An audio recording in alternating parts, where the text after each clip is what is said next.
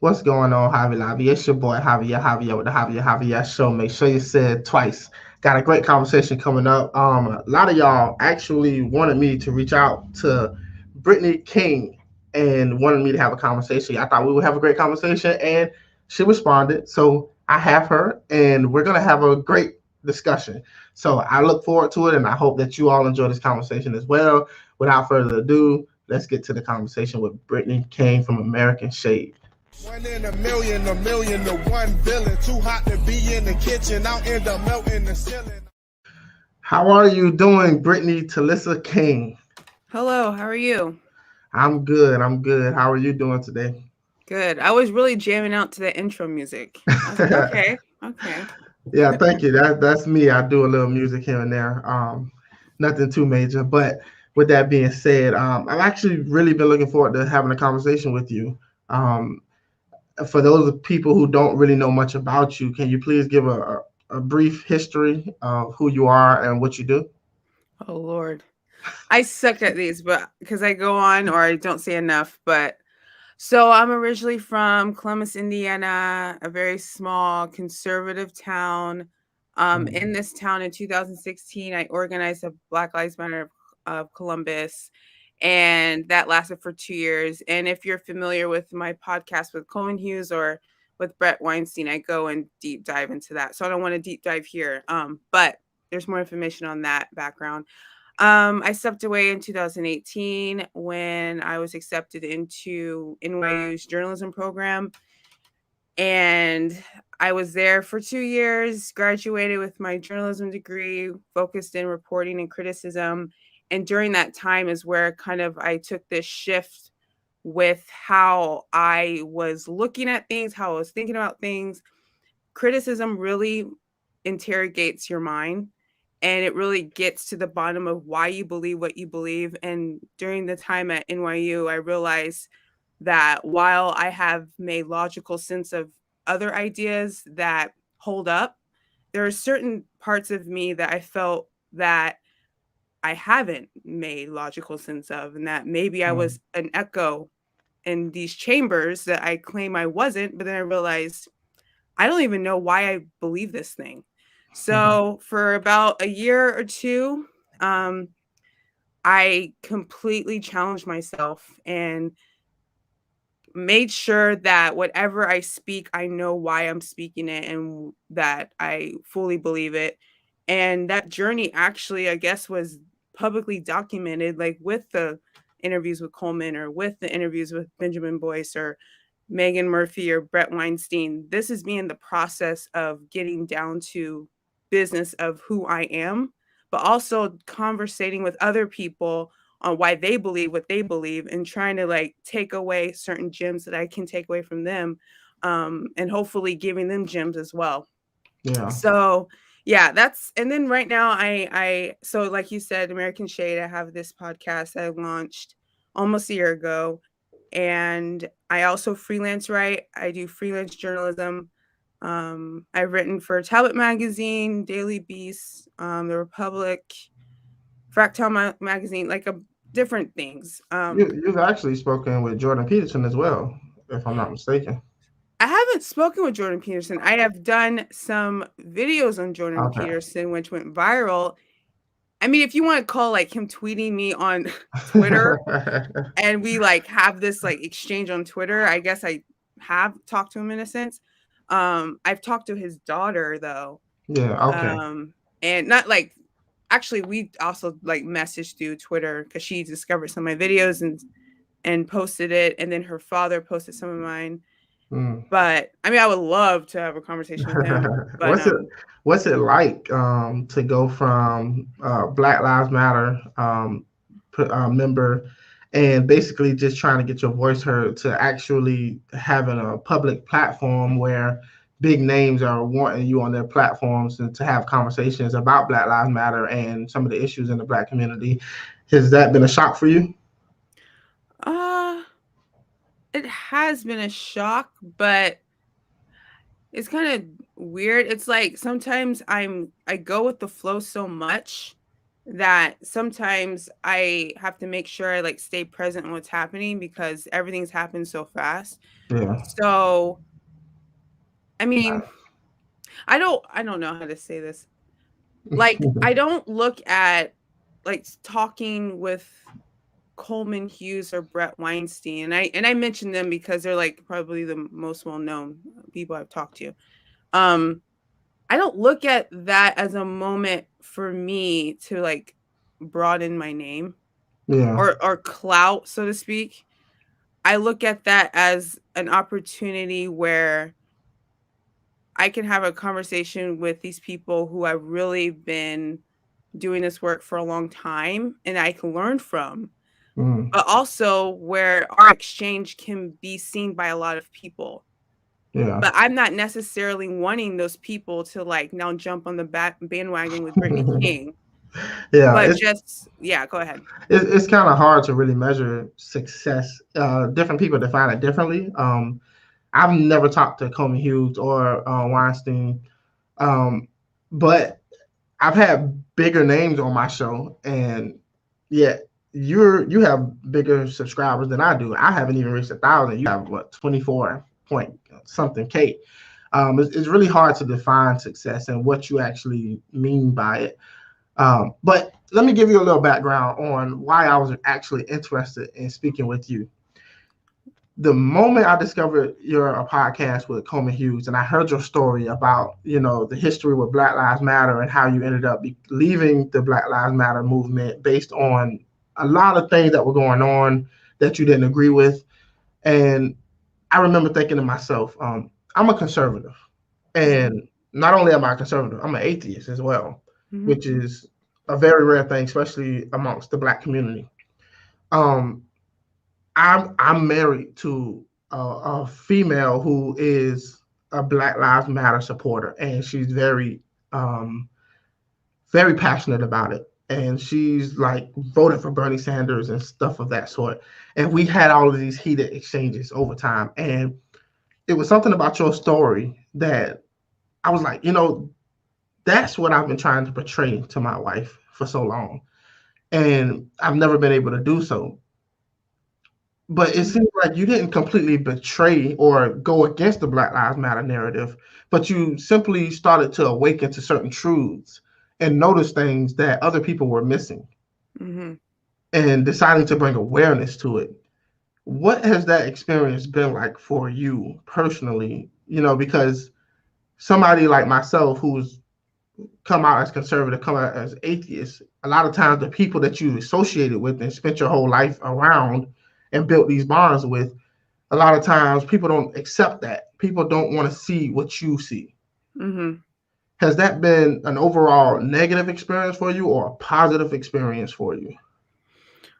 Oh, man, that's complicated. One, I'm glad that you realized I didn't portray, so to speak, BLM or Black people. If anything, I interrogated what was happening because I care about Black people. Mm-hmm. Um,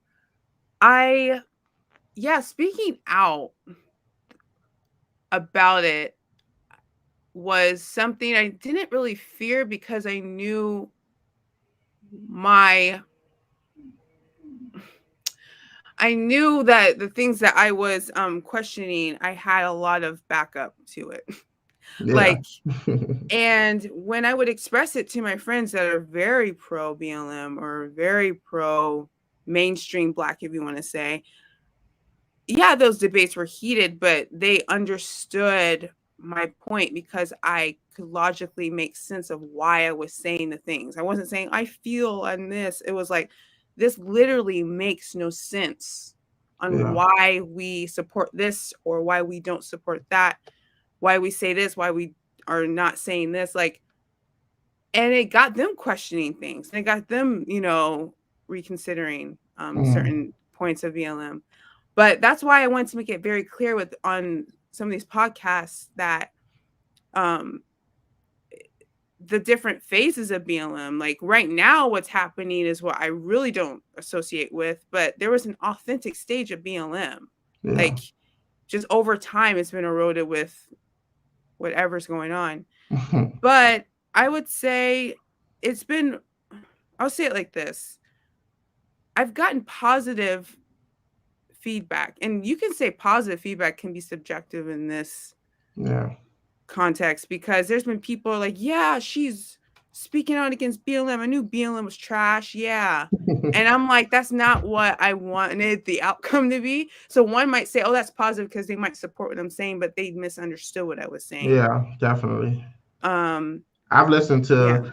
to a couple of hours of your talks and your podcast, and that's not what I took away at all. And people tend to only filter out what they feel supports their position and leave out everything else.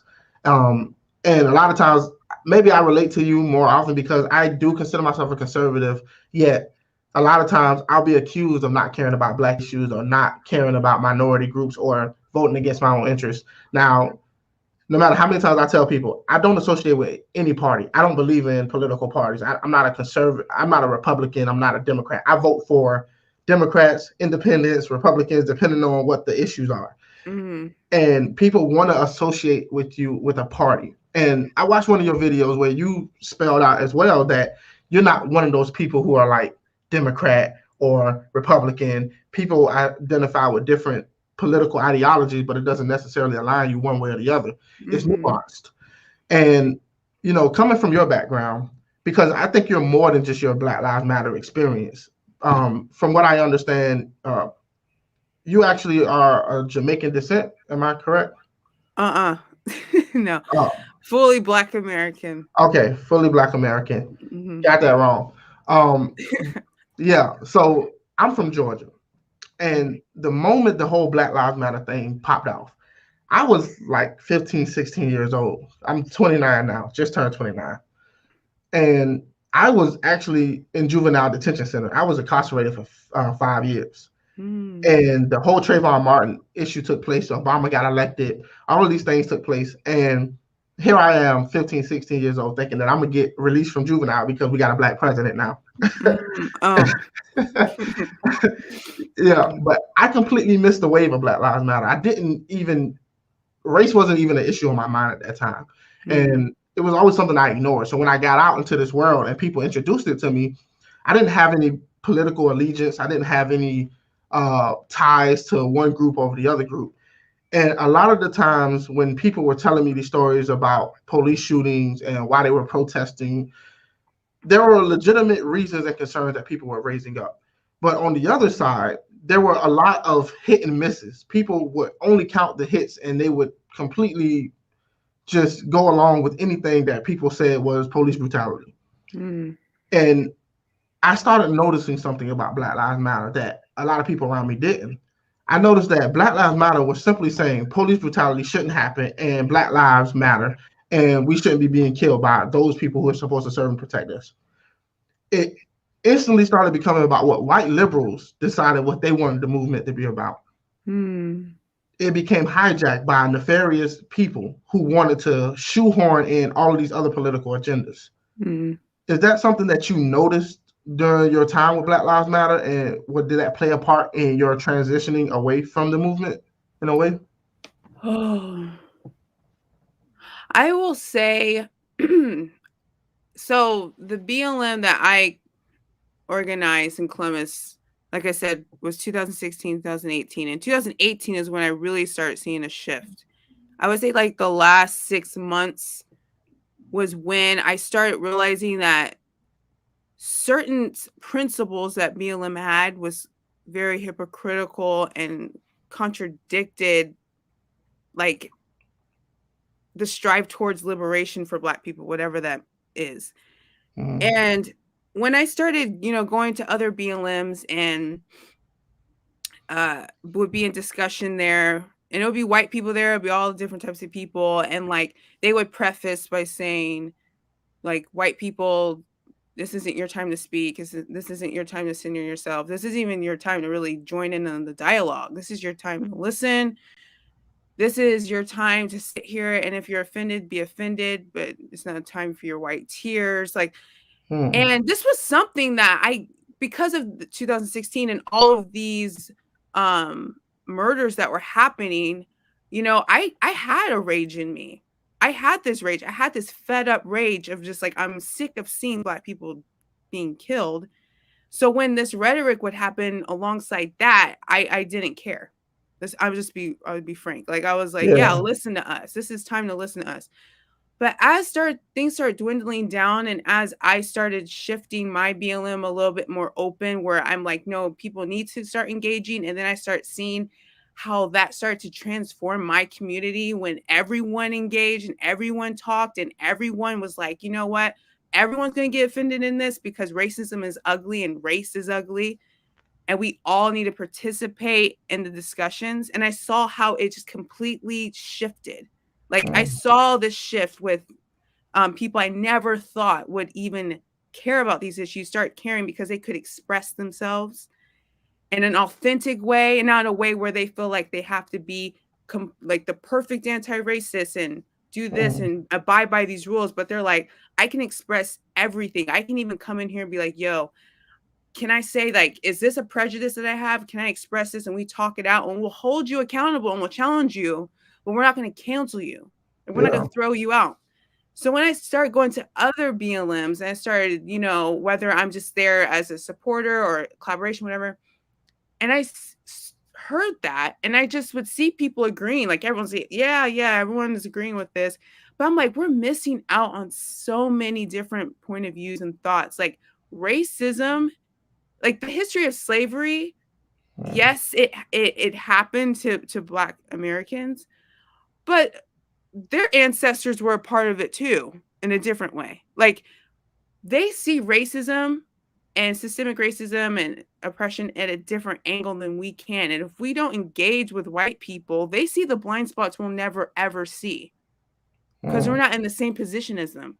So I just saw like, this is going to backfire. I started seeing 2018, and this was before Robin DiAngelo's book, White Fragility. This was when I was like, okay, silencing white people is either going to produce more racist people because they feel like if you're just going to call me racist and not let me speak, why should I even be in this game with you to help?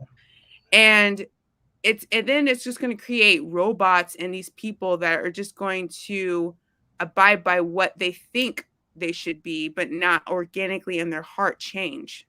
Yeah. And so when Robin DiAngelo came out with her book on how white people should be and all these other things, I was like, and I was at NYU at this point, and I'm just like, well, this was sadly, I was kind of right. But yeah, I think, go ahead. Yeah. It's a very complex issue because on one hand, you want to bring awareness to issues that are unique to a certain culture or a certain race of people. On the other hand, you're trying not to put a hyper focus on what makes us different by also being inclusive to those people who are not the same so that we can all bring something to the table and fix some of the problems. And what we end up doing in a lot of cases is we start telling people, I hear these things as if like, well, you're not listening to me. You don't understand me. But at the same time, there are Black people who are saying you could never understand what it's like to be a Black person. Well, one of those things can be true. Both can't be true at the same time. And you have to pick. If you want somebody to understand you, they have to be able to understand you. But you can't tell them at the same time, you'll never understand what it's like to be Black. Well, that's fine. But we have to live in this country together. So I need you to understand as best as possible. But what we ended up doing is, in this tribalism in all of its forms, what I've noticed, because I'm not attached to the Black Lives Matter movement, I'm not really one that does communities in the first place. I try to be an individual in my mindset. I've always been this way. But from the outside looking in, it does seem like there are people who might feel like you felt, but yet they get drowned out in the group thing because once you join a group, you have to accept everything the group says. Because the moment you step out of line, there's a purity test. And I think Black Lives Matter became a victim of that mentality as well. Everybody started being judgmental on who was actually for the movement and who wasn't. And you cannot live in a country as diverse as America and start excluding people just based on their skin color. And so the intentions were there. How do you think Black Lives Matter as a whole? And maybe you're tired of talking about Black Lives Matter, to be honest with you. Um, it seems like you can get trapped in a box. Like, I'm a podcaster. I talk about politics. I talk about religion. I talk about culture. I talk about philosophy. And yet everybody wants to invite me on to talk about Black people and race. And sometimes it gets annoying because I'm so much more than that, right? And this is the last question I want to ask you about Black Lives Matter, because I do want to get into some of your other ideas moving forward as a country as a whole.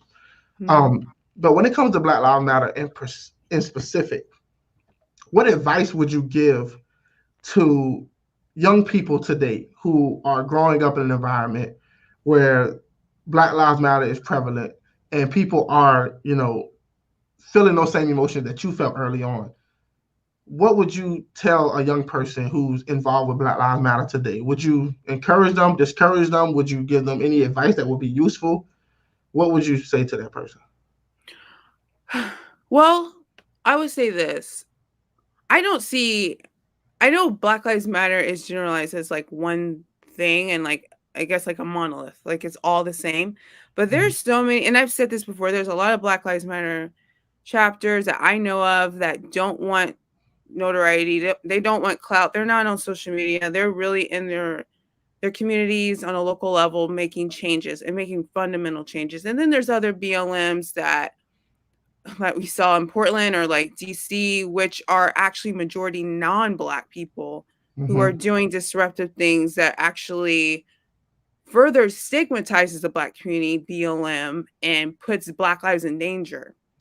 So I would say that know your environment, and if you are questioning that this doesn't align with your morals and what's is actually right or conducive for the Black community, if you think what is going on is actually not helpful, and if you try to ask a question or somewhat challenge and they shut you down, I would say probably go to another BLM that won't do that.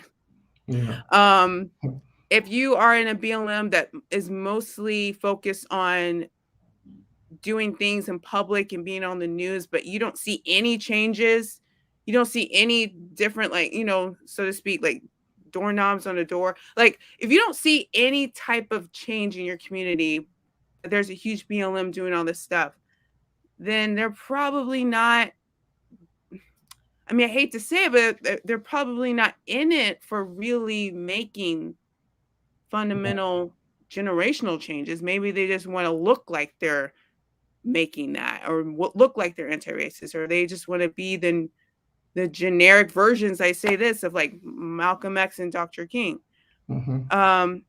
So I wouldn't, tell a young person not to be a part of BLM, but to make sure that you vet the BLM that you're in. I would say that. Yeah. Great answer. I tend to tell people to think for themselves, be an individual. Even if you do belong to a group, always ask yourself, what is your goal and how does it best serve your purpose or your meaning and what you're trying to accomplish? If you're there to help Black people, you got to ask yourself, what's the best way that you can do it? And if any group that you're a part of is hindering you from doing that work, then maybe it's not best for you to be there. Now, let's put the race to the side, because I don't want to club you with the race thing. I hate it. I hate being that guy. So I was watching your video, and as I spoke earlier, you said that you wasn't really into the political parties, and you kind of, do you consider yourself to be more of a liberal-minded person, conservative person, or libertarian? Do you identify with any kind of label as that? I literally don't label. I don't find it necessary for me to label at all. I find it restrictive. I think maybe because being a writer or journalist, like, I don't want my mind to feel at all boxed ever.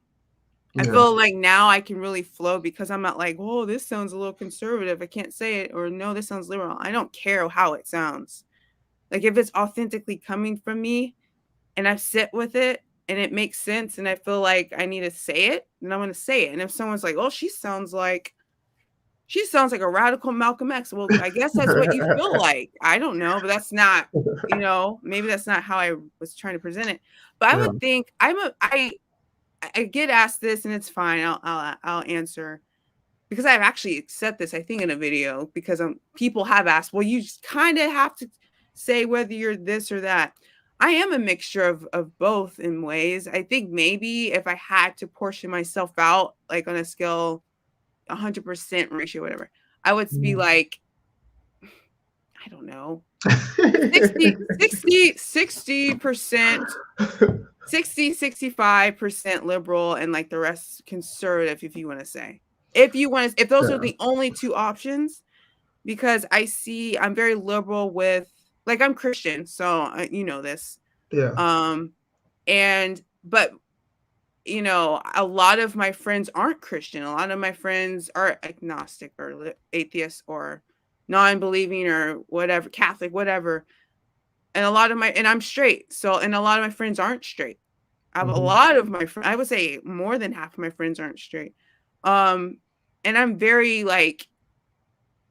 if I get into a room or a space or whatever, a conversation, let's say with a Christian or a non-Christian, and they're bashing, you know, the trans community, or they're bashing LGBTQ, I'm going to say something, because that's a person, that's a human. Like, why are you, like, that's wrong, period. And they might think, oh, she's Christian, I can say, no, you can't say that around me, actually. So I'm liberal in that sense. But then conservative, I'm traditional in a way, how I see marriage, how I see, like, with how I see myself as a wife, I would say. I'm not married. I'm just saying, like, whatever, how I would see myself as a wife. So yeah, I'm a mix, but I think I just go with what makes logical sense. And whatever that produces, then it produces. But I don't restrict myself. I don't label. Yeah, labels. I wrestle with myself all the time about labels. And as you heard, I call myself a conservative. I call myself an atheist. And all the time I wrestle with the idea if I should use these labels, because it automatically allows people to put whatever they want with that label on me. And the reason I continue to use the label conservative, for example, is because I think society has lost what it really means to be what these labels actually represent. To me, being a conservative says nothing about how I vote. Being a conservative, to me, is how I view institutions and their roles in societies. That's the filter I see the world through. Like I said, I'm all for traditional family, marriage, and that's so forth. But I'm also polyamorous. I believe in freedom of speech. I believe in conserving those institutions which have proven time and time again to be the most effective way, as we know. But also, if things don't work, we should get rid of them. But I'm also open-minded enough, and some could say this, liberal-minded enough to, I'm very accepting of the LGBT community. I don't think that you have to be a conservative or a Christian and be against those things. So it is a scale between people come in different parts of that scale in different areas. I don't think it's straight cut and dry. But there's a division right now in this country between people who consider themselves left and people who consider themselves right. And we can't help but be affected by it. There's politics being played even throughout multiple aspects of our life. Is there something about your life in general that you feel like you're very passionate about politically? Because I want my listeners to not just hear about the ex Black Lives Matter person, but to actually know you as a person, and so that they can know we come in all different shapes, forms, and sizes. What are some things that you're interested in besides, politics? Besides politics, yeah. I am interested. I just was having this talk with someone that I did a podcast with. He has this platform called Nuance Forum, and we were discussing something. But I'm really interested. I'm just interested in getting down to underneath of why all this is happening.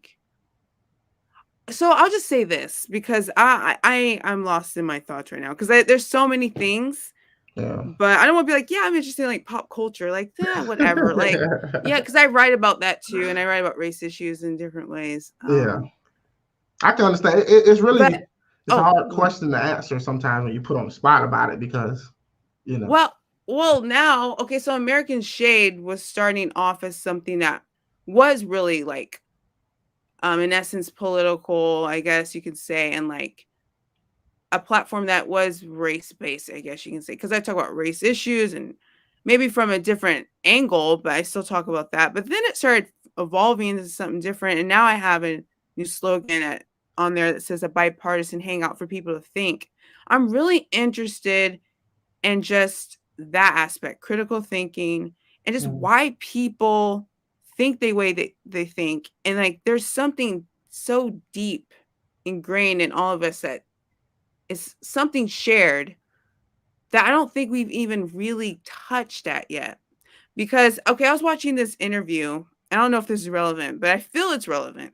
I was watching this interview with Mike Tyson and William Shatner. Very odd pairing. But Mike Tyson, and we know one of the greatest, athletes of all time, boxers. Yeah. He said before every fight he cried. And he was like, and William Shatner's like, what? Like, he's like, yeah, I cried.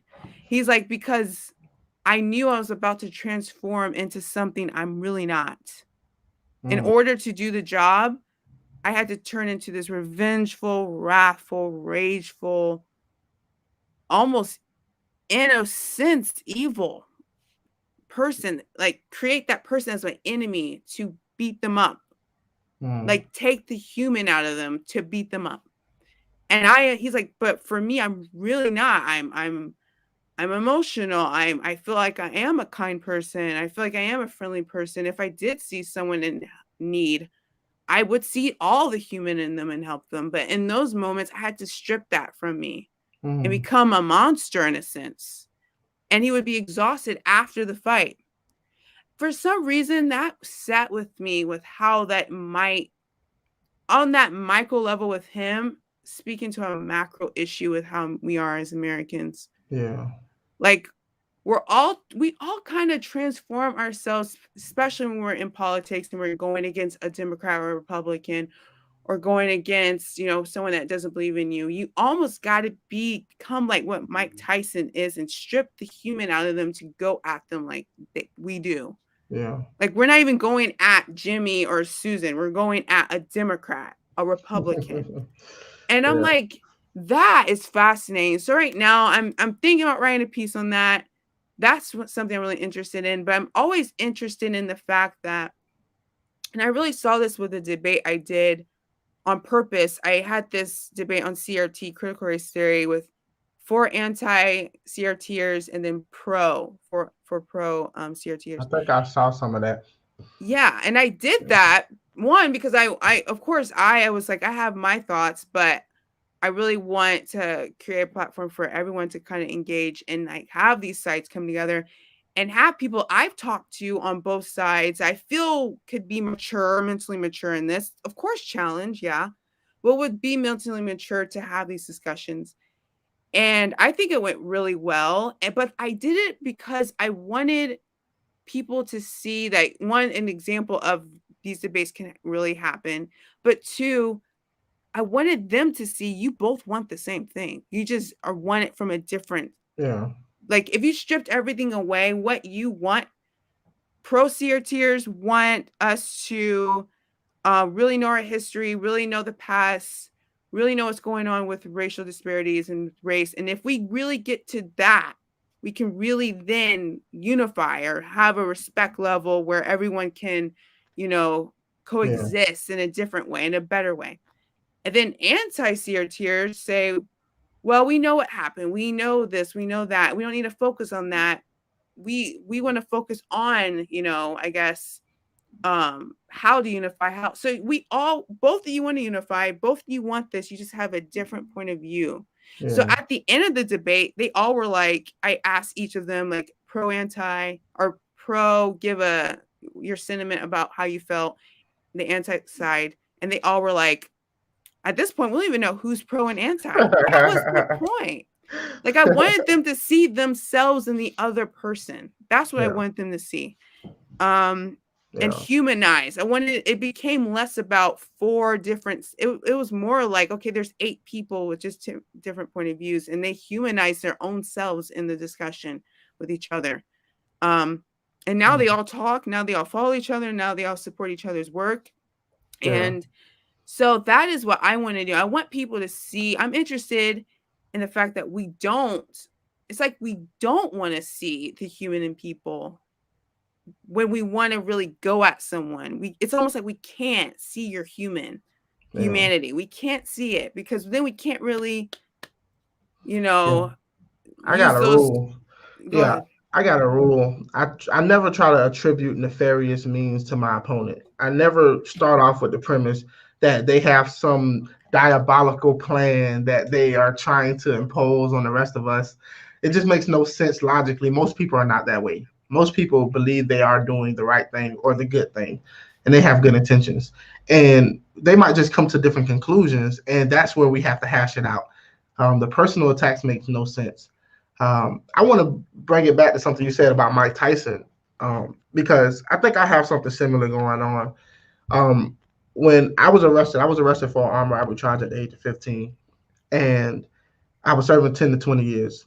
But while I was incarcerated, my mom and dad always instilled in me to say, yes, sir, no, sir, yes, ma'am, no, ma'am. I always respected my elders. And maybe about 3 months in, while I was incarcerated, an officer pulled me to the side one time and said, hey, you need to stop that yes, sir, yes, ma'am stuff. It ain't going to work for you in here. It's going to make people think you're soft. And at that moment, I decided that I would cut it out. And slowly but surely, I started becoming somebody that I had to be in order to survive. And it just so happened that by my very nature, I'm a fanatic. When I was a Christian, I was a very fundamental fanatic Christian. When I became an atheist, I became a very fundamental fanatic atheist, if that makes any sense. So I'm always like giving 1,000% on anything that I'm interested in. So I tried to become the best gangster that I possibly could be. And the last time I cried was when I was 15 years old. I haven't been able to cry since then. It's like I completely changed a part of my being. And it's been kind of hard to turn that off, I guess, in a way.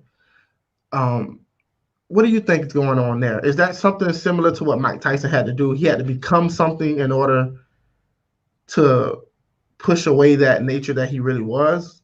Do I have it just to an extreme extent? I don't know, but what's your thoughts on that? I think that's exactly what that's exactly what he expressed, but like you said, it's more extreme.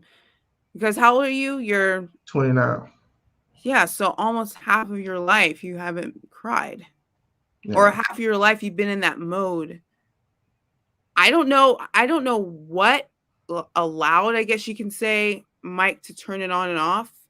Maybe he said it happened when he would go into that space and it just flipped. He knew it's almost like he had to do it for himself too,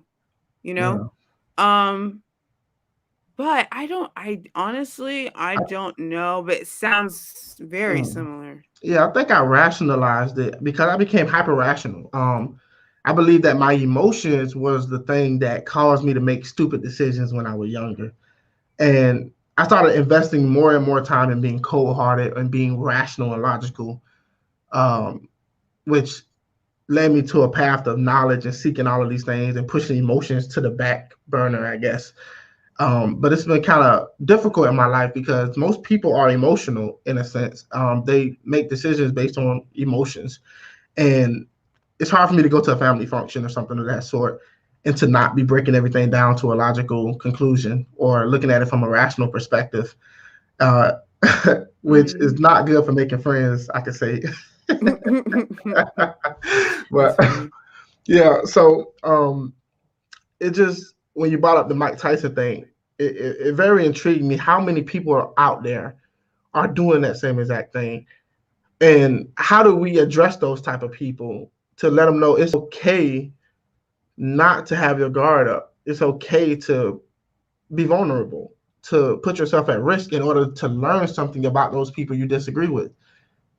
You know. Well, I think people want to know that. I actually said this in an interview. Like, we all, in a sense, are walking around sometimes, in some type of element, the way Mike Tyson was when he was in those rings fighting. I say, like, we walk around with these, like, figurative weapons. We're not going to swing on you. We don't know if you're going to swing on me. Like, and we just got to be prepared. And we want to drop it because they're heavy. It's heavy to feel like you always got to be like on the defense. But we just don't know, are you going to drop yours? And if I drop mine, are you then going to do it or swing at me? Like, no one, people don't trust people. That's the issue. So people that feel like Mike don't want to feel like Mike. They want to be able to trust that they can be vulnerable. But I think people, and especially during this polarizing time, feel like it'll be used against them, feel like it will, seem like they're weak.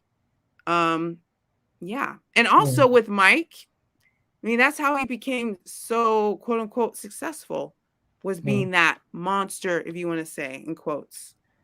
So a lot of people find success with this different persona they take on. And when they go home, they're miserable, they're crying, they don't want to do it. But then I feel like a lot of these people, these political pundits, or like these people that are on YouTube that are like very like passionate or very, against the Republican Party or against the Democrat Party, know good and well they don't align or agree with everything that their side is saying, but they gotta, no matter what, story has to be left leaning or right leaning. And when they go home, I know they're thinking, they're contemplating quitting whenever, you know what I mean? Like, it kills me. It kills me. Because you're a human at the end of the day, and that will not let up. It makes no sense. The moment I find anybody who agrees 100% with whatever their side is saying, I cannot take them seriously. Yeah. It's you just can't. This is one of the problems I had with Candace Owens, for example. I try not to go after people directly. I guess I try to avoid it if I can. But she was approached on Joe Rogan's podcast about climate change, and she didn't know. She really didn't know, but she was against climate change because it was just something that she felt she needed to do because her side was supposed to be against it. It's just this black and white mindset that either you're with me or against me. And for the life of me, it's just not that simple. Like, I'm a conservative. I've had so many heated debates with people on the Black Lives Matter side, critical race theory. I'm pretty sure you can find videos about it. And yet, everybody, whether liberal, conservative, however you identify, will watch my debates and realize that I am genuinely, honestly giving my honest opinion and trying to understand the other side. And I'm not trying to destroy anybody. Why would I want to destroy a fellow American or a fellow human being in this world? It makes no sense at all. Now, I'm going to go back a little further to ask you this because I'm curious to know.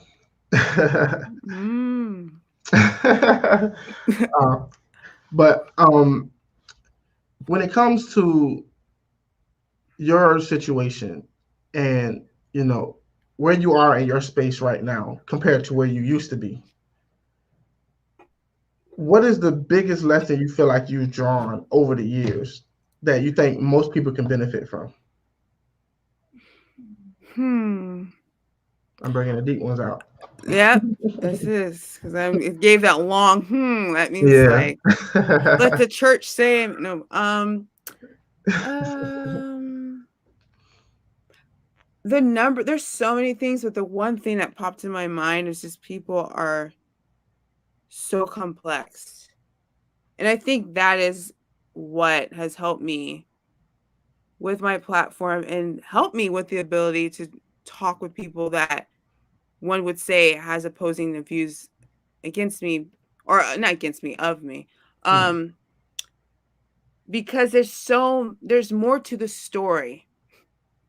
Like, I don't, like, even if someone says they're Republican or Democrat or independent or libertarian, whatever the label they have chosen for themselves, even if someone's white, black, this or that, they're not just these things.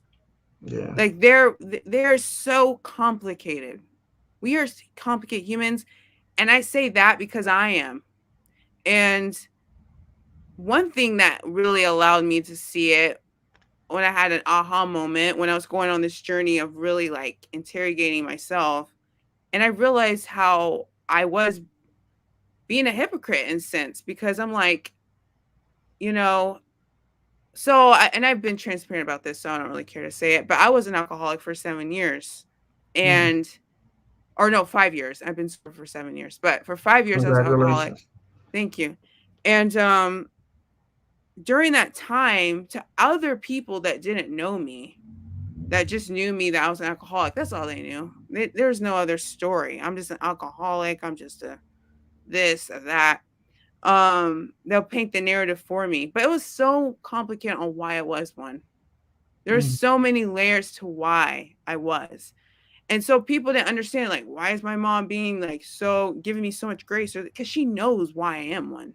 Yeah.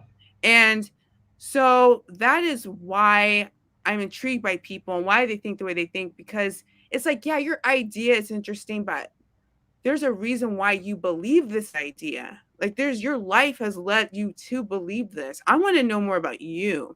Mm. Yeah. So I purposely strip away those labels as I talk to people, because I know it's more to you than that you voted for Trump. Before, I would have never, in 2016, if someone's like, hey, you want to talk? I voted for Trump. I'd be like, deuces. Like, I wouldn't even, like, I know, I like, that's all I need to know about you, you know? Yeah. And it's not to say the conversations are easy to have. Yeah. But I'm more willing to have it because there's a reason why you love that man that much. I've had conversations with people where we walked away and we didn't, agree on much, but I understood more on why they love that man or believed in that man, and they understood why I didn't. But we still respected each other's opinions. Yeah. So that is one thing. It's people are complicated. Let me ask you a question. Oh. This is interesting because I don't believe in free will. I'm pretty sure you're probably at least familiar with Sam Harris, right? Mm-hmm. Where do you stand on that question? Because, like you said that you suffered from the being an alcoholic for 5 years, Mm-hmm. and people would judge you and say, "Oh, she's an alcoholic." But in reality, who wakes up one morning and chooses to be an alcoholic? Nobody. No. Um, I chose to utilize alcohol to solve my problems, which turned me into an alcoholic. So yeah, I chose alcohol instead of asking for help or getting therapy or whatever. I chose to numb myself with alcohol. yeah. Some people choose different drugs. Some people choose marijuana. Some people choose crack cocaine. People choose different things in order to Yeah. numb whatever pain that they might be dealing with or going through, what situation they're going through. Um, the question I have about free will, and I know you're a Christian, so I'm assuming that you believe in free will. Mm-hmm. All right, I fall on the side of I don't believe there's free will because I never chose. There's so many things in my life that I would have chosen to think differently on if I just had the information or the knowledge to do so. Um, where do you, when you hear the free will argument, what is your major criticism of people who don't think we have free will? Do you have a criticism? I have to say, I may have definite strong thoughts about it, but I haven't sat down and analyzed that. But I definitely believe in free will. I guess I have to first understand what's your definition of free will. Yeah, Just go my ahead. my definition of free will is being able to choose differently. Like, okay, I believe that the universe has there's a laws to the universe. Every effect has to have a cause, and we are no different because we live within the universe, every cause has an effect, and so forth and so on.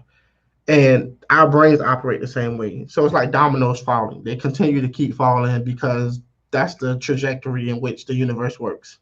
If I drop a penny, it must hit the ground based on the laws of physics.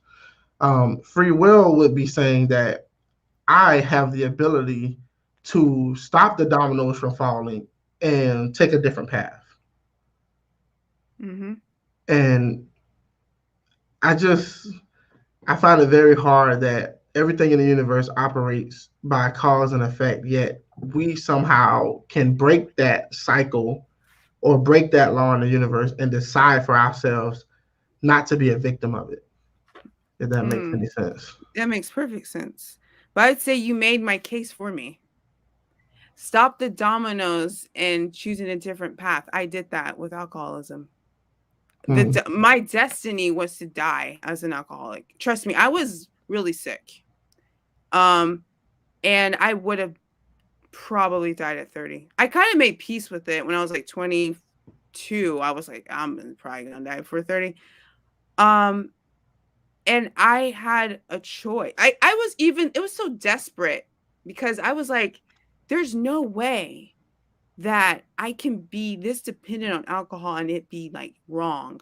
I'm like, there has to be somewhere in the Bible where it's like, Brittany, it's okay if you're an alcoholic. Like, I seriously would search the Bible to find something that would free me from the thought that I might die this way and it not, and it, you know, whatever. So, but of course it wasn't there. But it was my choice. Like you said, we all can think for ourselves and make a logical decision. I made a literal logical decision. I know like people think of the Black church and they automatically think, you know, an emotional space where everyone's praying. And there's nothing wrong with praising God. I do that. But when other times in my life, when I would be like running back to God, it was very emotional. It's like something bad happened on Saturday at the club, and then now I'm going Sunday, and I'm like, God, I won't drink again. You know, it was like all of that. Yeah. But when I showed up, and I'll be transparent about this, when I showed up on that Sunday, it was February 16th, 2014, and I did go out previously the day before, and I was out with my friend, and I was just like, yo, I'm really sick of this, dude. I can't do this. Like, and we're out, like, and my friends are believes in God too, and we're literally out in the club partying, like, hey, yeah, listen to all that. And then we go in the bathroom in the stall and we're bawling because we're sick of partying. We're tired of it. And then she was like, promise me we're going to go to church tomorrow, no matter how we feel. No, like, doesn't matter if we're still even drunk. We have to go. And I was like, fine. Next day, I am throwing up. I am so sick. I'm like, there's no way I'm going. I'm ignoring her calls because I'm like, I'm not going to church. She reached out to my mom, which reaches out to me to be like, she's like, go to church. And I'm like, yo. So I go to church and I'm still drunk in a sense. Like, I'm not drunk, but I'm so hungover and stuff. And I walk in, heard the sermon. It was almost like tailor-made for me. And I knew God was like, make a decision. I knew it. Like, you have the choice. I'm not going to make you I'm not making you love me. God gives you the free will to choose to love him or not. He still loves everyone, but he doesn't want to. It's like, you wouldn't want your wife to be given no free will to love you. You want her to give the free will to love you, to marry you. You don't want her to like, nope, she's going to marry you and that's your person. And you'd be like, dang, but does she like me though? Like, I want to know she loves me. She willingly loves you on her terms, which is why you probably trusted to marry her, right? So I believe that free will is an illusion, and it's a very useful illusion. But like you said, your mom, your friend called your mom, and your mom called you to try to get you to go to church, right? Well, yeah. Yeah. But she didn't it wasn't even like, I didn't feel like I didn't have a choice. I still chose. And in that moment, I made a logical decision. I was like, I'm not going to be making this on emotions. I was thinking in my mind, do you want to die? No. Do you have more to give this world? Yes. So, and I started thinking like, okay, I gotta like all my friends, I gotta all the ones that I only have in common with drinking and partying, they got to go. I'm like, I have to change this. Once I made a logical decision in my mind, I'm shifting how I'm doing my life now. Yeah, Then, there are alcoholic people who suffer from. I know personally because I was one of those kids who were very attracted to people who had an alcoholic problem. For some reason, I always wanted to take care of them and give them money and buy them a cheeseburger and stuff like that. And mhm. there are some people who suffer from those types of problems who don't have those same thoughts that you had. And what is the difference between that person versus you? Oh, what do Uh, you mean?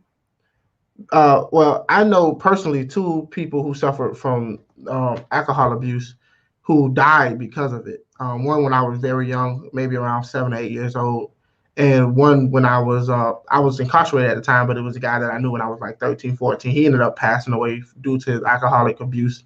But they never had that revelation. They never had that come to Jesus moment, or that logical explanation to themselves that they need to change or get better. I would say, and I'm not trying to challenge you. I'm just asking I this. got you. How do you know they never had that? They never expressed to me anything of that sort. We had a lot of conversations. I even wrote a poem one time about, it's called The Old Man with the Beer in His Hand. And I won awards, doing this poem, performing it. But they never expressed that to me. A lot of these guys didn't believe in God or just felt like God had betrayed them. And Mm-hmm. I'm not saying that that was necessarily the case, Mm-hmm. but why do some people get find the answer where other people don't? And I'm pretty sure those people who don't would love to be you. They would love to choose to be the type of person you were at that time in order to overcome something of that sort.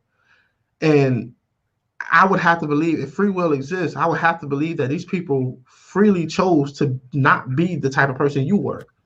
They chose to be somebody else. And I, I don't, yeah, go ahead. I would say, honestly, I felt like God betrayed me too.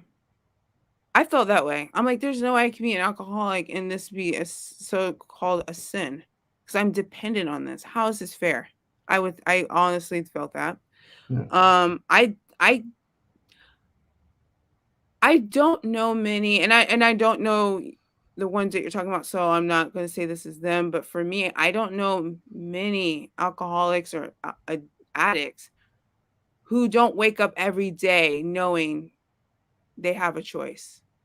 Even if they know they're dependent, trust me, I would wake up knowing I could change. Maybe not every day, yeah, but that I knew I was choosing to stay an alcoholic when I would wake up, turn over, and start drinking. Like I was abusing my own self with alcohol. Alcohol wasn't doing it to me. I was choosing to be abused by alcohol. So everyone has a choice to stop. Now I will say it is so like it's even hard for me to describe how hard it is to be alcoholic when you really are one, and it's like yeah, this deep hole you're in, and there's just you really are like there's no way out. So maybe there's a helpless sense where you're like there's no point to try. yeah, Because if I have to try one day and then 2 days and then three, that's a daunting idea to even think about going 3 days without alcohol or yeah, 4 days, or then now the rest of my life I can't go without it. What? But I would say yeah, I think for me, I going to say in my case, I had given up at a certain point, but then there was some fight in me where I still have a Christian faith deep in me where I'm like, this can't be it. And I knew I'm like, if I ask God for help, he will. But I almost felt like I wasn't worthy of it.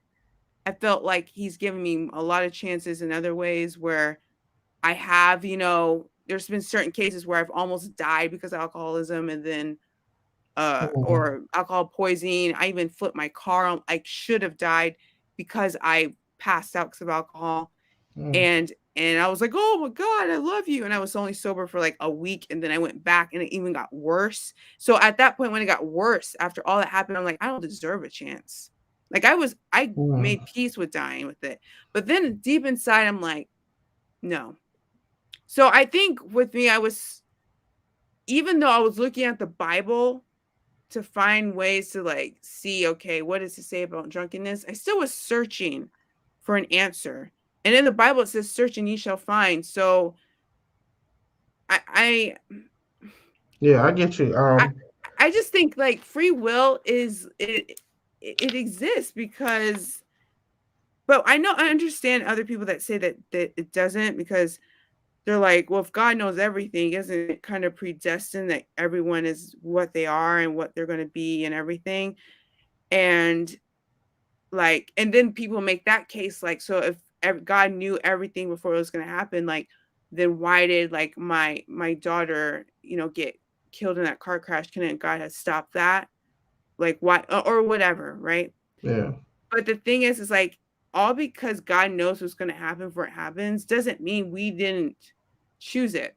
Like, he already knows what we chose before we chose, because he's all knowing. He knows what we're going to, but he's not going to intercede. He's giving us the free will. He can't give us non-free will here and free will here. That's a dictator. He's not a dictator of our life. Well, let me ask you a question. If you can, because people who suffer from addiction is kind of like a disease. Some people have it, some people don't. Um, some people with certain things versus other people. Would you, if you were born a child, would you choose? Would you use your free will to choose to not have an addiction problem? Oh, like if I could erase that part of my Yeah, past? because I've drank alcohol since I was younger than I should be drinking, and I've never had a problem with being addicted to alcohol. Mm-hmm. But somebody like you may suffer from that where I don't. You didn't have a Mm-hmm. free will to choose to be someone who suffers from addiction when it comes to alcohol, and I'm pretty sure you would choose different if you could have. I would not have chosen to erase alcoholism. I think that has made me into the person I am now. That's made me more compassionate. That's made me more empathetic. That's made me, like I said, to see that there's more to the story of people, to give grace to people, because grace was given to me. Patience was given to me. That's why I give that patience to people. That has allowed me to be the way I am now. If I didn't have that suffering in my life, I don't know where I'd be. Also, and I'll bring this up, one also said to me, because I used to weigh a lot. Like I was 120 pounds bigger than I am now. At Really? 17, I almost was 300 pounds. And I was like, ain't no way I'm coming back my senior year and bigger than this. I chose on my own. I seeked help. I asked my dad, like, okay, I want to do this diet. I want to do this exercise. I just exercised and I ate differently and I lost weight. And it took about a year and I'll say 2 months to lose 120 pounds. And I've kept it off for 14 years. And I choose it every day to keep it off. I don't have a different metabolism. I still have the same metabolism. I have a slow metabolism. I choose to work out 5 to 7 days a week. I choose to completely change my diet. I have that free will to choose, and I have that free will to go back to my original state. I have the free will to choose to not drink alcohol, and I have the free will to go back as an alcoholic. Like, this is not like every day I have to make that choice. It is my free will to do that. I being an alcoholic or someone that was sober for 7 years, it's not like, well, it's so every time I go out with my friends, and we're at a bar, whatever, to be honest, I don't get so-called triggered by Mm. alcohol. I don't care. Like, it's like I not I mean, I don't judge people that drink alcohol at Yeah, all. yeah, I get But I'm you. saying, like, for me, it's like a poison for me. Why Yeah. would I drink it again? I know how horrible and how I would choose death over being an alcoholic at those moments of my life. Why would I jump back in the hole of darkness with one. It is not ever worth it to me in my life. I've never ever felt, and that's what I believe, that it's definitely God that's helped me not at all feel like I needed to regress back to that. And and then also with losing weight, I choose it. I choose that. So that's for me, that makes a case for free will, because it's a long lasting thing that is the rest of your life. Yeah, I And often go ahead, finish. oh no, go ahead. Hey, I often, when I have the conversation about free will, it's often one of the toughest ones for me to have because even I live my life as if free will exists, and I don't believe in free will myself. It's to me, in my own personal understanding of it, the illusion of it is so real and so necessary that it's as real as anything that we experience. But I just don't understand scientifically how free will exists in the universe, which cause and effect. For example, if you didn't have your genetics, if you didn't have your parents, if you didn't have the environment and all of the things that are out of your control that shaped you and molded you into the type of person that you are today, then you would have made a different decision if you were someone else. Um, Mm, and there are countless people in your circumstances who made opposite decisions based on the type of person they were, based on their parents, based on their genetics, based on their environment. And I and most people, the decision they make, you can always give a whole bunch of reasons why they made that decision, and most of those reasons are usually things that are out of their control.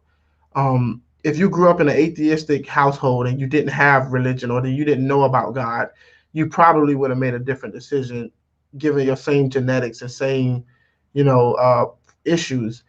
It's just so many variables that make up who you are that you are out of control of. To say at what point do you interfere and decide that I got it from here? I mm, Yeah, but I guess I oh, go ahead. Sorry if you're not finished. no. I went on for a little minute. Go ahead.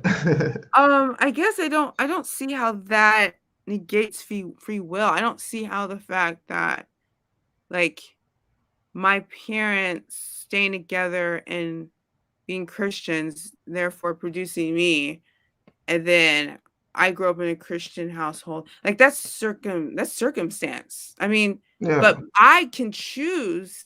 There's a ton of people who start off in the Christian faith and that go a different route. Like, maybe they're Pentecostal, now they're Catholic or Muslim, or they don't believe at all. Mm-hmm. So, and Yeah. also you could say, you know, I'm Well, not the that's only one. that's the question. What's the difference between that person? Let's say you and another person grew up in the same environment, same household type, same community. Why is that person different than you are? Because I'm There's an individual and they're an individual. yes, Yeah. I agree with you, Yeah. but it's something different about that person than you. It might be their genetics. I They guess could, I need a concrete example of, let's say, okay, so that this hypothetical person that you're comparing me to, what are they? What are they're, they? Completely opposite from me, like they grew up in maybe a one parent home, atheist, or they could grow up in the exact same circumstances that you did and okay. still make a different decision given Oh, the okay. So same. exact same parents, even let's just say the same neighborhood, Christian. Doesn't even have to be the same color. Who cares? But Yeah. like, but and we both are like choosing alcohol, so to speak, to Well, you both suffer from addiction. suffer from addiction, and then I'm the one that gets out and they don't. What's the difference? It could be something as simple as a time and a place. You made a friend that they didn't make. That friend was there for you when that other person friend wasn't. It can be something as simple as I'm not sure if you are familiar with the butterfly effect. Yeah, I love that Um, movie. yeah, but like one single incident could literally change the trajectory of your whole thinking, your whole day. Like you might wake up one day and decide that you're going to go to work, but you don't know that when you leave your house that day, you're going to get in a car accident, and that can completely alter your future. And if you didn't get in that car accident that day, your life would have went a totally different direction. But Uh, what I'm hearing from you is not more so free will, but it's like if we could see the future, will we make a different decision? Like, yeah, of course, if I knew me going to work would get me in a car wreck with someone else and maybe we both die, I would be like, oh, that's what's going to happen. Then I'm not going to go to work. That's Yeah, more but premonition. what I'm pointing out is most of the decisions that we believe we make are determined by so many factors that we're not aware of or in control of. What if it's more, I chose to go to work in the morning, I go to work at 9, Mm-hmm. and then the person on the other side that's going to hit me is made a choice in their life, so to speak, to not stop at the Dunkin' Donuts. And because they didn't stop there, then we made that collision. But if they stopped, we would have been 10 minutes apart and that crash would never happened. All these is all decisions. I guess it sounds, and Well, I'm not trying to put, yeah, go, let me try this. yeah, All right. yeah. People have thoughts all the time. That the thoughts just arise in your brain. For the most part, we don't create thoughts and then decide when we're going to think them. They just come. And depending on what you're thinking in any given circumstances will determine the type of decision you're willing to make. For example, if you are the type of person who has the ambition or the will to overcome alcohol, then you're more likely to overcome alcohol than somebody who has no ambition or no will to do so. And you don't choose how much ambition you have. You don't choose how much will you have. You just are that type of person who will overcome. Oh no, I was not ambitious at all. No. So What made you choose to? What made you choose to overcome? There had to be something in your life that changed from the moment you wasn't to the moment you was. It was honestly my faith. That was it. For me, I'm gonna say this, and that is no judgment on anyone else. Yeah. But I know it's this taboo to like fear God. It's fearing as in a respect level. But I knew all the things God did for me, and I was like, I know He can help me. And at this point, when I was an alcoholic, I was like in community college, and I wasn't even doing well there. I had no ambition. I had no direction, no focus, no vision for myself. I was even called, like when I was younger, I was often always called stupid or dumb by teachers. I never got good grades. The one thing though, I always did well in English with writing. But other than that, I was like, I felt I became the things I heard. Yeah. So I'm like, oh, I'm super fine. I'm this, oh, that. And then, I lost weight, and then my life changed a different way where I'm like, oh, now I can date guys, and now I'm getting to party. And I was choosing like to be this party girl, whatever. And dang it, I lost my track. Where was I at? Where was I going? Yeah, you were talking about that when you were younger and your teacher would call you these things and you would decide to be those things, or at least you became those things that people. Oh yeah, you're talking about the ambition. Okay. Yeah. I had no real ambition at all. But I always was very protective of God. Like, even if I was this alcoholic, whatever, man, if someone said anything blasphemous against God, I would be ready to be like, what'd you say about my friend? Like, I was always like that. I was that way too. Yeah, I was like that. So I would say what made me ambitious was faith. It wasn't even me. It was God. Like, it was this fight. Like, you can't go out like this, one. And two, I really felt like for me, if I died the way I was living, I believe in heaven and hell, and I would believe I'm not going to go to heaven. But also, I'm like, so at the tail end of being an alcoholic, there is moments in there where I was changing my life. I was like, okay, so I want to try to, go to school, and let's just try college out, whatever. So go to Indiana University, and I do well, and I'm like, dang, I'm doing really well because I'm majoring in the thing I love, writing, and I'm minoring in literature. And then I'm doing really well because I decided to turn off that switch in my mind that align with the other thoughts of how people thought of me as being dumb or stupid. I'm like, no, I know I'm not. I just became what Yeah. they said. So anyway, when I turned that switch off and I just started doing me, as they'd say in the culture, I thrived in school. I was doing well in school, but I still was a functioning alcoholic. No one really knew.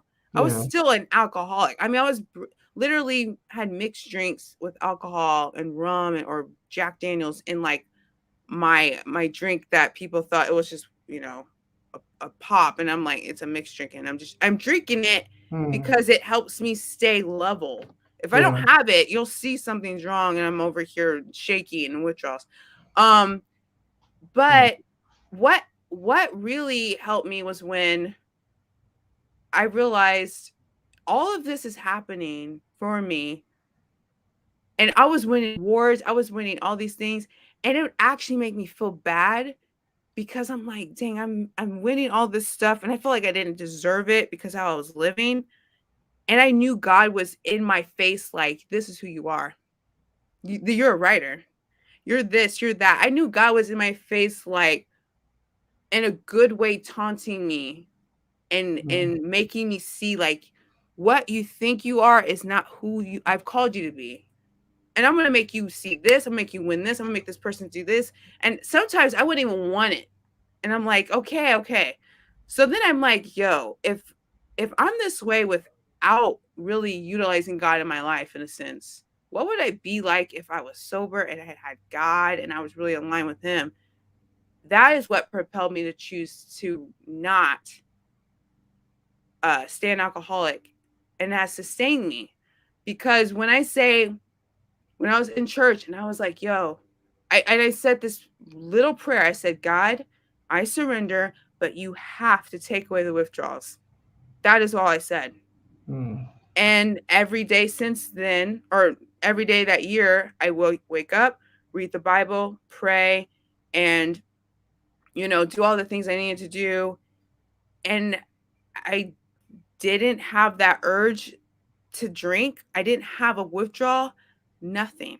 So I have evidence that God is true in my life. That is what propels me. It's like not me. It's not my ambition. I'm weak. I'm just this fleshly being. Like I am nothing like without God. I really am not. God is why I have ambition.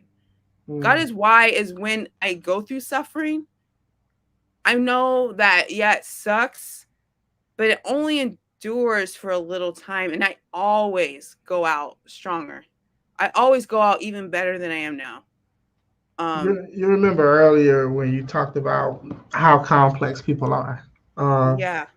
And I have a lot in common, or I at least resonate with your story. Which is it's hard for me to argue my case for free will against you because I don't want to seem like I'm trying to tear down or trying to put down your beliefs or anything of that sort. But like I'm an atheist today. And I never for once ever even knew what an atheist was when I was younger, and I was really into the Bible. I read the Bible 4 times front to back. I studied under a theologian, and I was the kid going around telling other people they couldn't practice other faiths because we only worship God and Jesus around here. So never in a million years had I ever thought that I would become an atheist, which I didn't know what it was. And there was just so many things that happened in my life that it wasn't me suffering or anything, because the suffering only made me stronger with God because I believe He would protect me from it. But it was studying the Bible and learning different things about the history of religion and so forth and so on that I found myself not believing in God anymore. And to the point where I was even fighting myself because I did not want to be the type of person like everybody believes in God. What am I even thinking? And this is, I just compared my story to your story, and somebody who I fought with all of my heart to still believe in God. And at the end of the day, I had to come to the acceptance that I no longer could believe. Yet I've had transformative experiences in my life where I felt like God was looking out for me and things of that sort. And, here me and you are two different stories, two different experiences. Both can have an understanding of what it's like to have faith and to feel strongly about something, and yet we come to two totally different conclusions. Mhm. Um, would you say that I chose to believe in, like, to stop believing in God, or would you? And if you don't feel comfortable answering that, Mhm. I'm just curious to know what your thoughts may be, because I feel like I didn't choose to become an atheist. It was something that I just had to accept over time. Hmm. I would say you okay, I'm gonna say answer that, and then I'm gonna say this Okay. about a situation. I would say that during the time that you chose, or during the time you're a Christian, you're choosing it, and during the time you're interrogating Christianity to find more understanding, and then what conclusions you came up with, you chose to be an atheist. Yes, I would say that. I would say this because I have a friend that I met in high school. I'm only using her as I have many other friends, but I'll just use her because she's one of Yeah. my best friends I've known for almost 20 years. But she came over from Germany at like 14, 15, couldn't speak no English, nothing. And we became really good friends, and she's still my best friend till this day. And she was atheist. I mean, she grew up with no type of any type of religion at all. She grew up very fast. She's been through so many horrible things, horrific things, that has make one could say makes a solid case on why she wouldn't believe in God. Um, and here I am. She becomes my friend, and I'm over here at 15, like so innocent, so sheltered, so this, and we become best friends. And and I never pushed my religion on her. I never pushed Christianity on her. She just organically became curious of Christianity because she come into my family, and they treated her like their own daughter and loved her. And it was a contrast, I guess, from her environment. And she was like, whatever this is, I want to know more about it. And then what do you mean this? She's like, whatever religion or faith you have. I'm like, oh, it's Christian. I told her about it. Then she started going to church, and she was going to church for, I don't even know, months. I wouldn't even maybe say almost a year before she decided on her own, a choice that she made to say, okay, I want to be saved. And she got saved. And I know you know about the speaking in tongues, Holy Ghost. She did that happen to her. She got baptized before, and then that happened. And she became a different person. She was Mhm. still Sarah, but different person.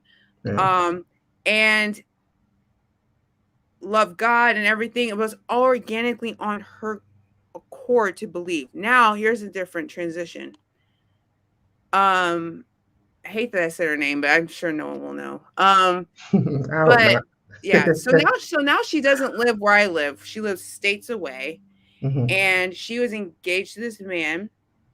And I met this guy in 2017. He was really, really nice, kind. I liked him a lot. Signed, approved, yes. Mhm. And then 2022, they would have been married because they're engaged.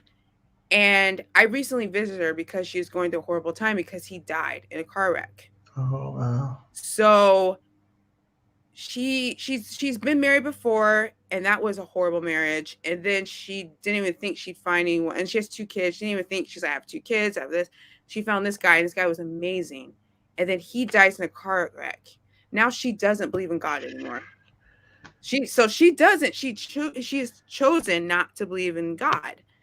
She's not really said I'm an atheist, but when I visit her to kind of like take care of her and, like, mentally and be there for her, we had Mhm. thorough conversations where she would say, I don't believe in God, and I know that's uncomfortable for you to hear, but I don't believe in God, and this and this. And she even had me listen to a recording when she went to a medium to talk to him. Didn't judge her. I just sat there and Mhm. listened to it. I didn't press on her like, you need to believe in God. No, it doesn't work Mhm. like that. Because again, I know it doesn't work because it does not matter what I say. It has to be her choice to believe or not, period. I can only be there as her friend. So what I'm saying is she chose um to be Christian, and she's choosing not to be. It's her choice. And Well, I I, didn't want this. I didn't. you don't want to be atheist. I didn't even know what atheist was. Can I? When I first stopped believing in God, I was thinking I was the only one, that something was wrong with me. Mm. Yeah, I didn't know anything about the atheist community, or, everybody I grew up with believed in some kind of God, some shape, form, or fashion. I never heard of the word atheist. And when I discovered atheism, I was like, these people are like me. I was shocked. Do you Um, think you're questioning God's existence, or you're like, oh, he's absolutely not real? I would never make the claim that God is not real, because Yeah. I'm not smart enough to know who created the universe or how the universe came to be. I just Mm-hmm. don't know. So I'm not ever going to say, I know there's no God. That would be arrogant. Mm-hmm. Where I am is, like, my father's a Christian. And every Mm-hmm. time he asks me to pray to God, to ask God to reveal himself to me, I do it. I have no problem praying and asking whatever force or whatever supernatural being, God, whoever he may be, she may be, asking them, whoever it is listening, please reveal yourself to me, because I'm open. It just, to me, in my personal life, it has never happened. Since I've been making those prayers, I've not had a revelation, and there's been no evidence, in my opinion, that has convinced me to believe in one God or the other. And it's not something I'm choosing. I'm just not convinced, and I can't help. Mm. And for the life of me, I can't help that. Either something is convincing enough to me, or it isn't. Can I say maybe it hasn't revealed, and this is no judgment, trust me. I'm just asking. I got you. You're free to say anything on this Okay. channel. Awesome. Yeah. Do you think it's not revealed because you don't believe in the revealer, so to speak? Because if it was revealed, you could logically explain why that isn't God, or why that isn't Jesus, or etc. It's possible. But when I lost my faith, I did believe. I believed in the revealer. And remember I told you earlier that I was facing 10 and 20 years in prison. Um, Mm-hmm. I actually ended up getting a break and get 5 years in juvenile detention center. And I believed 100% that it was God that saved me. I believed 100% that it was Jesus Christ and my praying that answered my prayers. Um, you couldn't tell me anything different. Mm-hmm. Why would I go from being that person to somebody else? And for the life of me, I was so interested in God. I was learning about Greek. I was learning about Hebrew. I wanted to be the best servant of God I possibly could be. And that's the path that I ended up becoming an atheist on. After learning all of those things about the Bible and religion itself, that didn't make any sense. I started asking questions. I would go to preachers and pastors and teachers and ask them, hey, what does it mean here? Because it's not making any sense to me. And people would give me answers, and it never really made any more sense to me, until eventually I tried everything I could to keep my faith. I swear, I even ended up in a cult church, and Mm-hmm. where the women had to dress a certain way. I was so destined to hold on to that same God that saved me, that I would try anything. And then one day I just had to realize that it wasn't there anymore. I couldn't feel what I was feeling anymore. And people looked at me and said, "You're choosing this." And I'm like, why would I choose this? Well, I think, well, one, it says in the Bible, like, lean not on your own understanding. And there is parts in the Bible, and I wish I knew where it was. Lean not on your Um, own understanding, but trust in the Lord with all your heart. Yeah, yeah, but there's also scriptures in there about more or less how intelligence can backfire on believers if you try to get too trying to intellectualize God to then make sense of him, to then follow him. If you can intellectually know and understand God, then you don't need faith.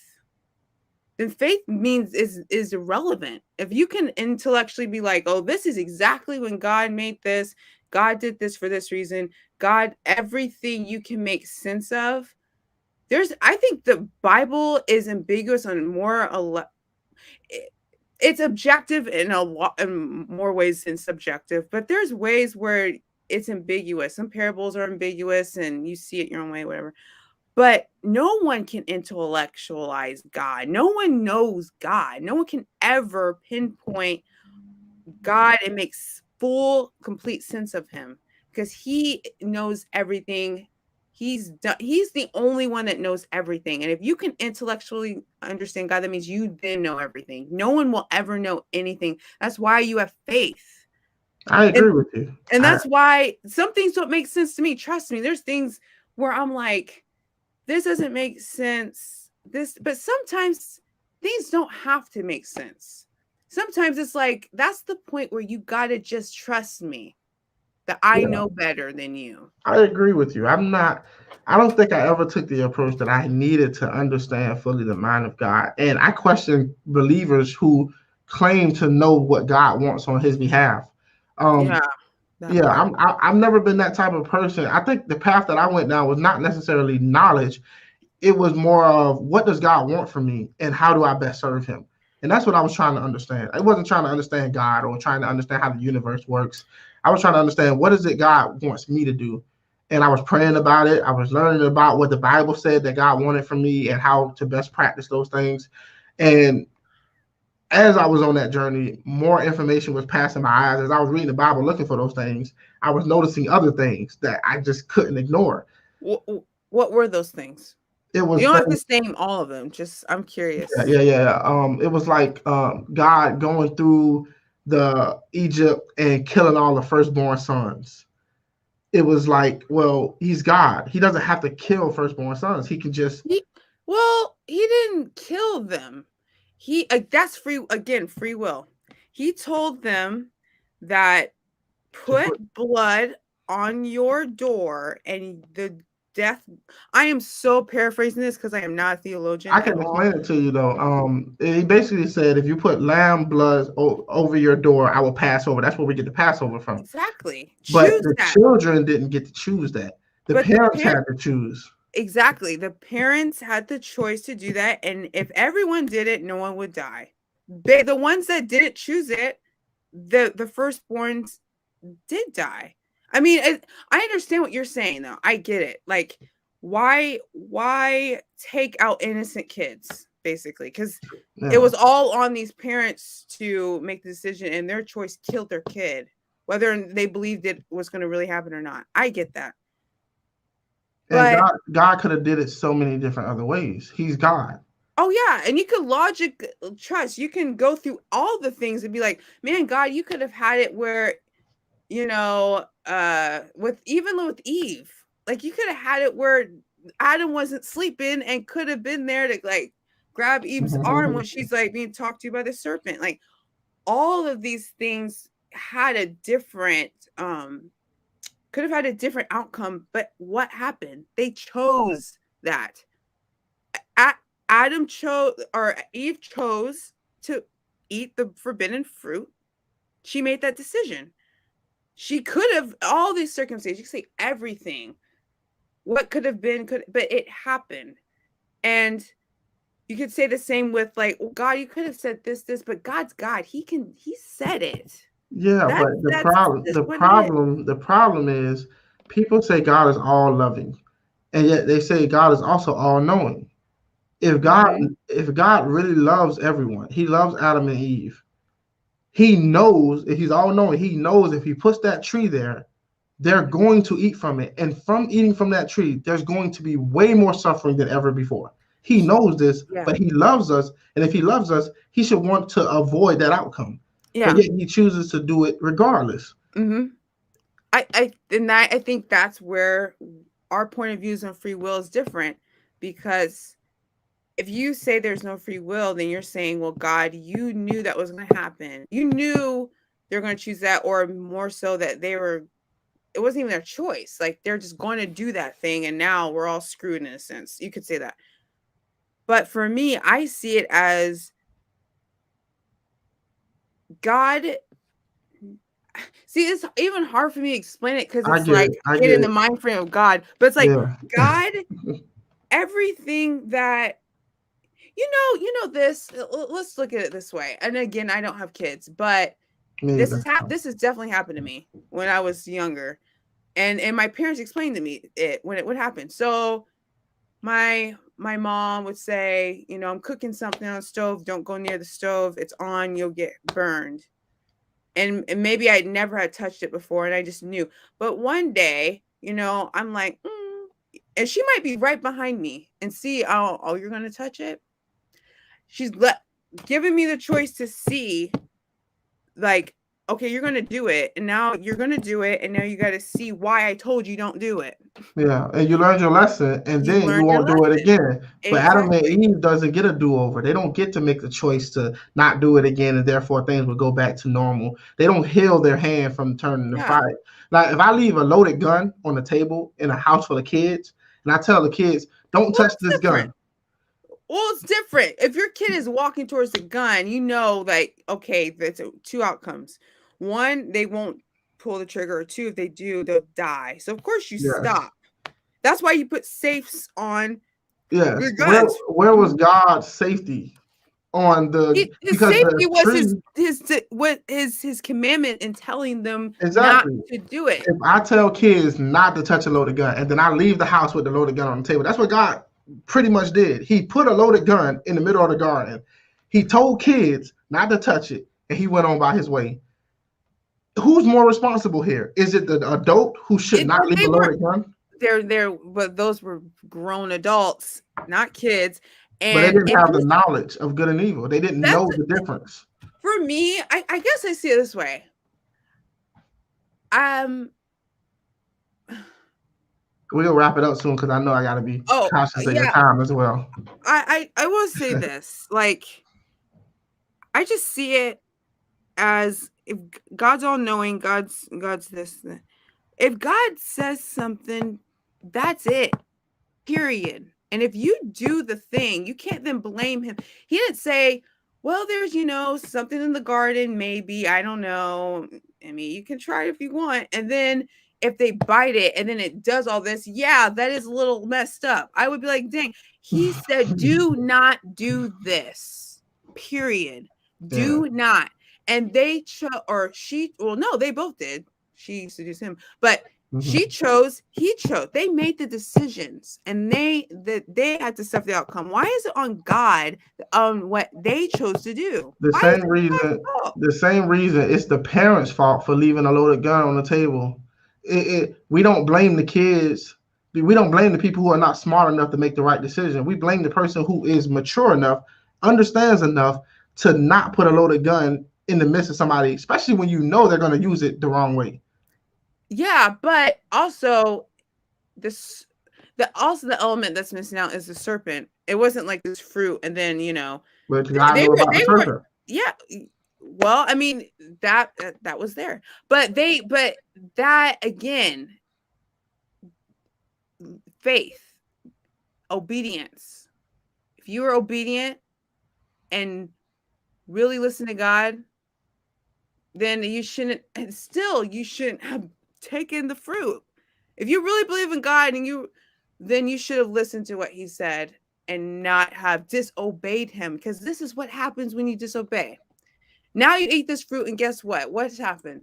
You were completely lied to. This person that you don't even, not a person, a snake talking to you got you to believe him over me. This is what happens. But I mean, that again, I respect that we can have this dialogue. Yeah. And I definitely see why you think the way you think. Trust me, because I have friends that believe that too. And it makes sense why you would the free will. Because I've even thought that. Like, to be honest, I did think that with certain things that happened in my life. I'm like, well, is this really my fault in a sense? Because of where I'm from, because of this, because of that. And I would never try to take your faith away from you. I don't feel like you are at all. I don't at all feel like you're interrogating or like patronizing. No. I feel like this is really a good conversation, and I'd be willing to even have another conversation just fully on faith with if you wanted. But yeah, we can do it on your channel if you're interested. I'm interested. I love talking about God, and I also just again, I'm curious because we probably just scratched the surface on this. Yeah, and I love to tell my story as well, because it's maybe it'll give more insight on how I am and why I am the way I am. But I also wanted to give you a chance to talk about other things besides race and Black Lives Matter, because I know that you're multidimensional, and I want to give people all of what you are instead of just this. Oh, here's a black girl who was a part of Black Lives Matter. Here you go. You know, That's basically it. And I'm like, yo, I know, more to right? me. Yeah. And I'm in that same bubble, so I definitely wanted to make sure I did my part to show that you were multidimensional. Please tell everybody where they can find you. Oh man. On Twitter, you can find me at King Talissa, and that's spelled Talissa. And if you find me there, you'll find all my social medias, and you'll find my YouTube channel too, American Shave with Brittany King. So yeah. Hashtag. Hashtag. Yeah. Yeah, definitely look her up. If you look her up on YouTube, you'll find her easily, Brittany King. It'll come up. Definitely thank you so much for coming on the show and having these wonderful conversations with me. And I look forward to coming on your show in the future. And hopefully everybody go check it out. Please go subscribe to her channel. Show her some love, write in the comments, hit the like buttons, all of that good stuff. Thank you so much, Brittany, for coming on. Thank you. This is fun. Thanks. All right. 1 in a million to 1 villain. Too hot to be in the kitchen, out in the melting the ceiling.